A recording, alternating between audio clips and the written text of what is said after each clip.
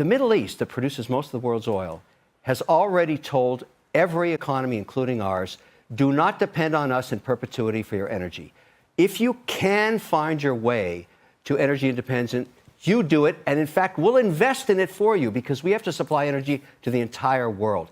Unfortunately, no matter how much you think we're getting off hydrocarbons, it's not going to happen for 50 years. I'm sorry, that's just the way it is. You're not going to have a wind aircraft take you across the ocean.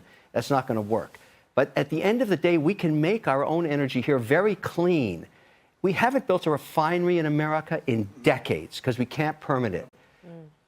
You know, I wasn't planning on saying this, but I'm at that stage in my life where I want to do something big. And the task that I've decided I'm going to take on is I'm going to build a refinery in America. Oh, wow. Okay. I'm going to do it. I'm going to syndicate the 14. I mean, I don't know why I broke it here, but thanks for doing that. It's going to cost about $14 billion. I'm going to syndicate that debt and that equity. I'm going to find a state that wants to work with me. I'm going to get a permit, and we're going to do the right thing for America. We have to have more refineries. Well That's said. the key.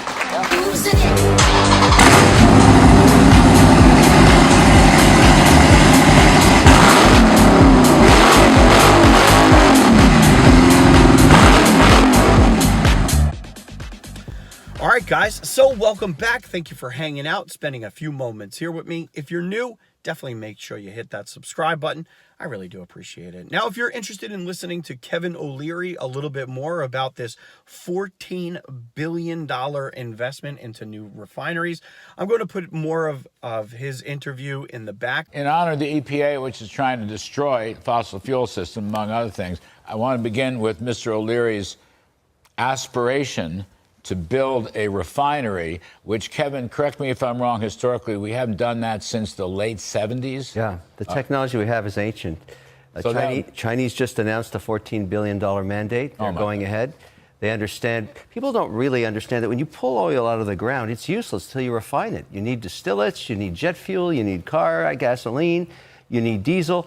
We don't do that very well here because we haven't done anything on the tech side for so long.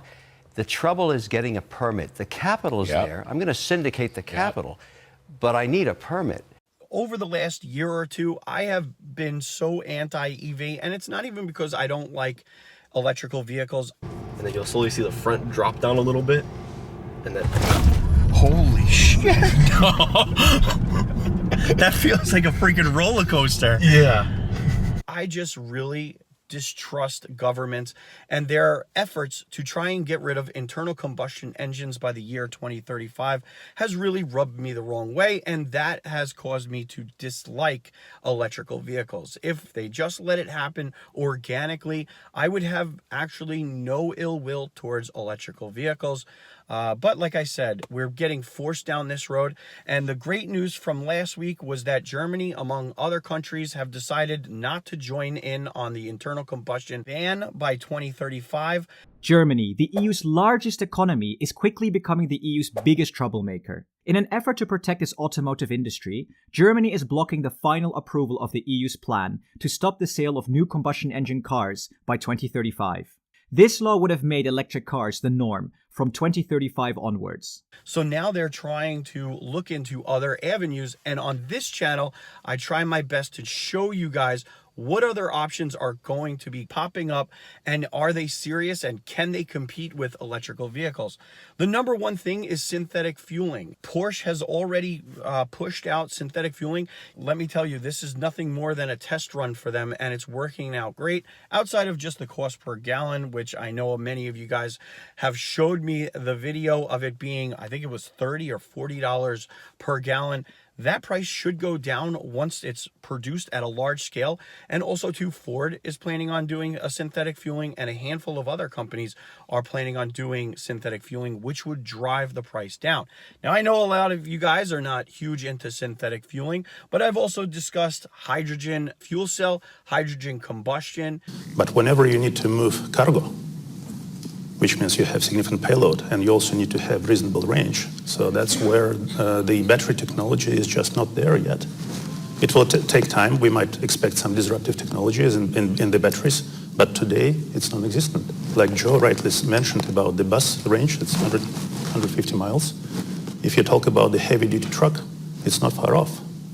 Maybe a bit longer, but not far off. So the only solution right now is the hydrogen for this. And then the other one is propane. We know about gasoline, diesel, So even CNG, but propane. propane, it's been around since the 80s in vehicle fuels. Technology's changed. I like to, pick up your cell phone what that's changed in the last 5 years or so. Yeah. What we offer is the Prince system.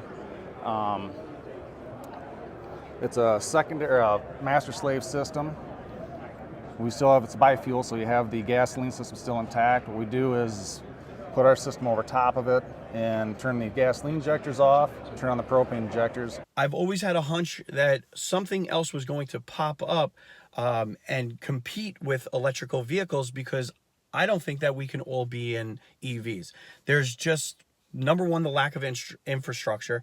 Billions of dollars needs to be really invested into it, and what it actually takes to make these batteries for these electrical vehicles, it's a big undertaking, and a lot of people just are not embracing electrical vehicles. 67% of all new cars to be electric by 2032.